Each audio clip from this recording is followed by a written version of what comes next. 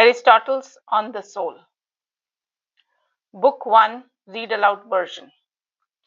We begin by asking what the soul is and what kind of thing it may be. This inquiry is among the most serious and difficult of all inquiries, for it concerns the principle by which living beings are alive and aware. To understand the soul is, in a way, to understand life itself. First, we must decide which class of things the soul belongs. Is it a substance, or is it a quality, or a quantity, or something else that exists only in relation to another thing? If it is a substance, is it a particular thing that exists on its own, or is it the form and defining structure of something else? We must also ask whether the soul is something actual, already at work, or something potential that becomes active only under certain conditions. Another question follows. Is the soul divisible into parts, or is it without parts and entirely unified? If it has parts, are they alike in kind, or are they different according to function and power? It is not easy to know where to begin. The investigation is complex, and earlier thinkers have approached it from many directions. Some have said that the soul is the cause of movement, believing that whatever initiates motion must itself be in motion. Others have said the soul is primarily what knows, or what perceives, or what thinks. Many who speak about the soul begin with the claim that it moves itself. From this, they conclude that the soul must always be in motion, since it is the source of motion in living bodies. They assume what causes movement cannot itself be at rest. Some have said the soul is made of the finest and smallest bodies. Others say it is fire because fire seems active and subtle. Some say it is air because air appears connected with breath and life. Others propose that it is a mixture of elements arranged in a particular way. Democritus, for example, says that the soul consists of small round atoms similar to those of fire. Because these atoms move quickly and penetrate everything, he believes they account for life and motion. He also connects the soul with breathing, arguing that life continues as long as the flow of these subtle particles is maintained. Others agree that the soul is connected with breath. While breathing is necessary for life, they conclude that soul must be something like air, subtle yes, yet bodily. Some have said that the soul is harmony. They compare the body to a musical instrument and the soul to the harmony that arises when its parts are arranged in proper proportion. According to this view, when the body's elements are balanced in a right way, the soul appears as their unified order. But this view raises difficulties. Harmony does not move the instrument, it depends on the instrument's arrangement and cannot exist apart from it. Yet the soul seems to govern the body rather than merely result from it. Others claim that the soul is a number that moves itself. But a number does not appear capable of motion, nor does it seem able to explain sensation or thought. If the soul is a number, how can it have parts that perform different activities? Many thinkers continue to connect the soul with movement, but we must ask carefully what kind of movement is meant. There is movement in place, there is growth and decrease. There is alteration in which something becomes different while remaining the same location. If the soul moves in place, it must occupy space. If it occupies space, it must have size. And if it has size, it must be a body.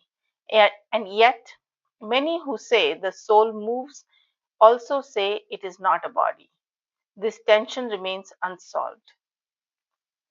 If the soul moves itself, it must contain both what moves and what is moved. That would imply division within the soul. But if the soul is divided in this way, we must explain how its unity is preserved. It is also said that the soul feels pain, joy, anger, fear. But are these movements of the soul alone, or are they movements of the living body in which the soul is present and active?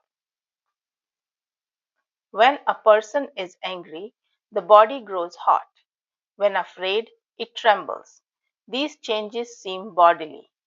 Perhaps the soul is not moved in isolation but in conjunction with the body. We must also consider whether the soul can exist apart from the body. If the soul is what gives life, then it seems bound to living bodies. Life belongs to bodies that are organized in a certain way. Some philosophers say that soul can exist separately and independently. Others deny it, holding that the soul cannot exist without the body whose life it constitutes.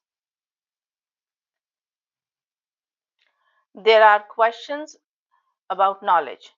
If the soul knows all things, must it in some way contain all things? Some argue that the soul must be composed of the same elements as the world so that like may be like known by like.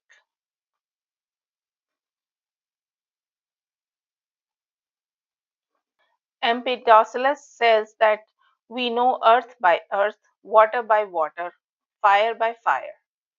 From this, he concludes that the soul contains these elements.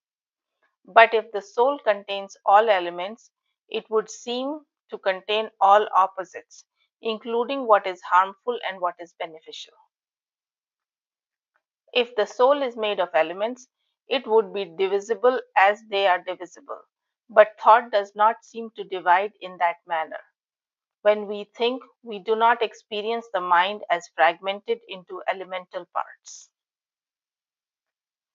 Some say like is known by like. Others say unlike may know unlike through interaction. The matter remains unsettled. Another problem concerns perception. Does the soul perceive by undergoing change? If it is affected by what it perceives, then it must be capable of alteration. But if it changes, we must ask in what sense it remains the same soul. There is also the question of unity. If there is one soul in each living being, or are there several souls responsible for different activities? Plants live and grow, but they do not perceive. Animals perceive and move. Human beings think and reason. Are these different souls, or are they different powers belonging to one and the same soul, distinguished by their function but united in their source? Early thinkers often speak generally about the soul without separating these functions. They define the soul by one activity, movement, or thought or perception, and overlook the rest. We must avoid defining the soul by what belongs only to one type of living being. Instead, we must seek what belongs to all living things insofar as they are alive. It is said that the soul is the cause of life, but in what way is it a cause? Is it the source of motion? Is it the form that makes a body a living body? Or is it the end towards which the living body is directed? These questions remain open. We have reviewed what others have said, Some claim the soul is a body, some claim it is not a body, some say it moves itself, some say it is harmony, some say it is composed of elements or structured like number. Each account faces difficulty when examined closely. None provides a complete explanation that accounts for life, movement, perception, and thought together. The inquiry must continue with greater precision. We must examine the nature of life itself and determine what it means to be alive. Only then we can understand what the soul is, not by assumption, but by careful definition. At the close of this first book, we have cleared the ground. We have seen the limits of earlier views. The way is prepared for one more exact account. Here, the inquiry pauses.